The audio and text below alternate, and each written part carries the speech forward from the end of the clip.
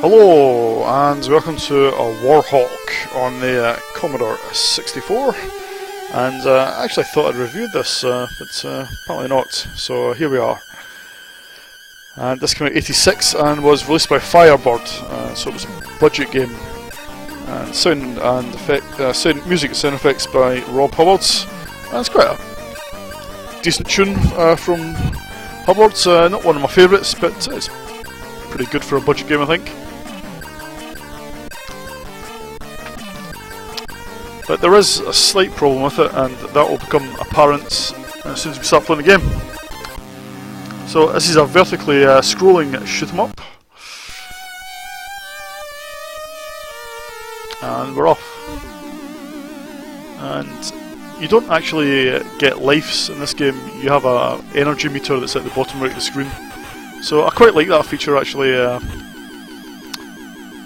So you know, if you get hit, the game just keeps scrolling on. I do actually quite like that.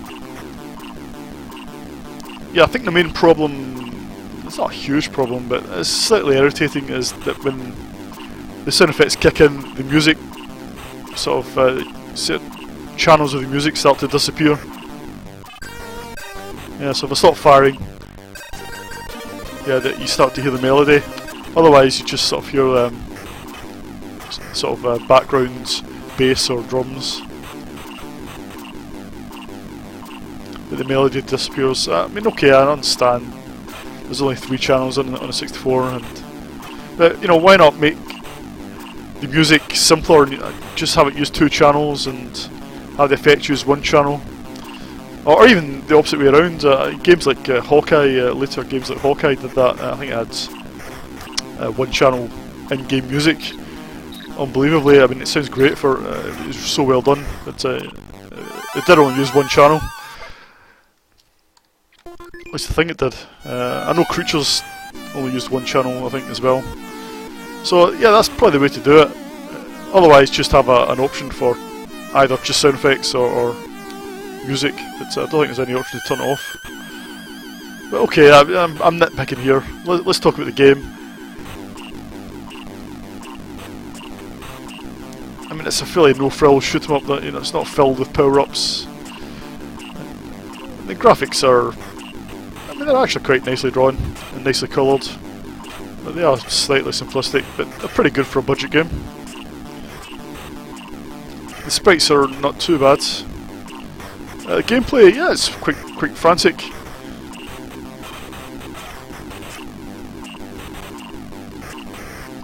Yeah, it's definitely quite frantic, and you know, my hands start to kill me already, which is always a good thing. You know, I like shoot 'em ups. Your hand kills you after playing it, because it just get that feeling of satisfaction if you make progress on it.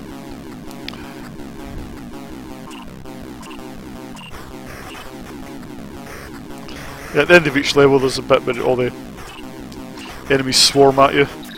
It's actually pretty hard. It does eat up most of your energy. Now, is it reset after each level? Yes, it is. So we're on to level 3. Yeah, you can see the graphics are slightly different colours, but in terms of definition, they're fairly similar to what came before.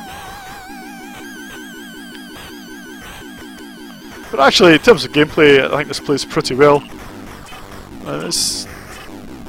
I've got to be in the right mood to play it. Sometimes I find it a little frustrating, but there's not that many great vertical scrolling shoot 'em ups on the 64, and this is probably one of the better ones. The problem with the 64 is the play area is just so wide. It doesn't really suit vertically scrolling shoot 'em ups. Yeah, it's difficult to, you know, some games have the score panel at the side of the screen. That's a difficult feature to implement on 64, just the way the screen works. I mean, it's not possible, but generally it's better if on the 64 anyway, if it's slightly more suited towards horizontally scrolling shoot 'em ups.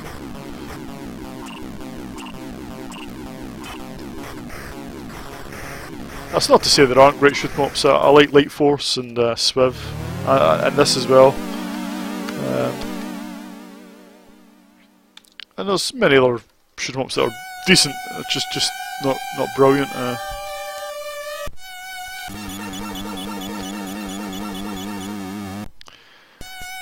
So that's a Warhawk for you. It's not a bad little budget game. I think it's quite a good budget game.